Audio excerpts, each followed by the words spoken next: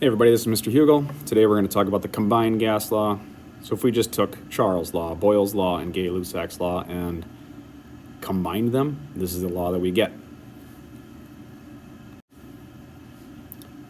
Again, a lot of this just becomes algebra. So here is a copy of your assignment that you have.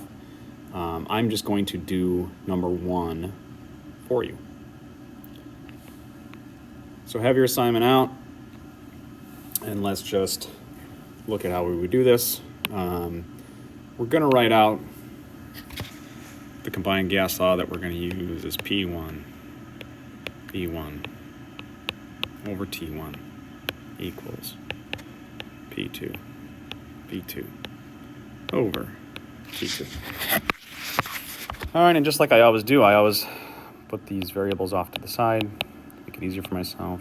V1 equals T1 equals P2 equals V2 equals T2 equals. All right, student collects 450 milliliters of hydrogen.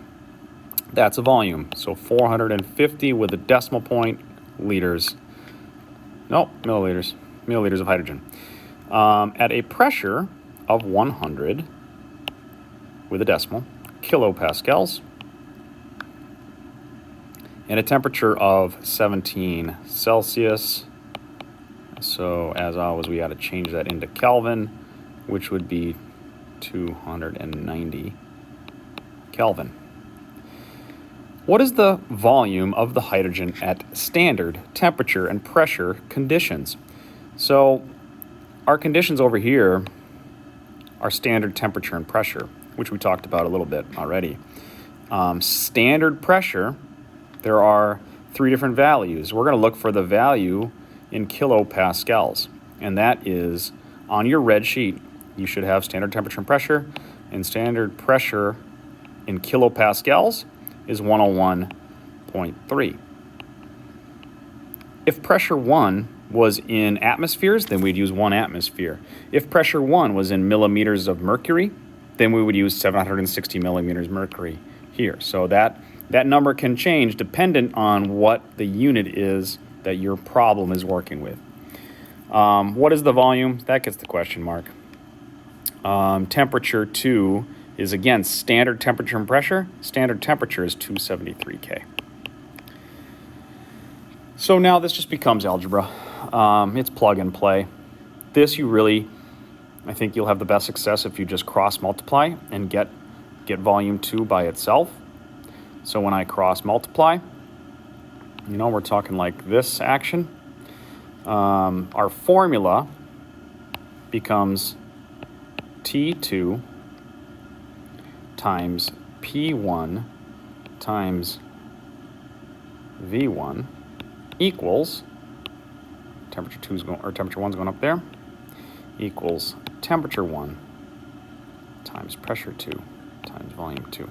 So if I want to get volume 2 by itself, so I can plug in my values, volume 2 is going to equal temperature 2 times pressure 1 times volume 1 divided by temperature 1 times pressure 2. Now when I plug these values in, so 273 times 100 times 450, take that answer and I divide it by, and what I do is in my calculator I'll put these in parentheses. So it'll say answer divided by temperature 1, which is 290, times pressure 2, which is 101.3. My calculator will spit it out an answer like this: 418.184. Who cares? I'm going to do a quick glance of my significant figures. I've got 3 here, I've got 3 here. I do have 3 here because even though it's a 0, I should have put a decimal point there because I added 2. These are the numbers that I added, so that maintains that this 0 is significant. I've got 4 there, and I've got 3 there. So the lowest amount I have is 3, so my answer has to be in 3 significant figures. So I will make that 418, and my units is milliliters. There you go. That's the combined gas law. You should be able to do the rest of this assignment. If not, please let your chemistry teacher know.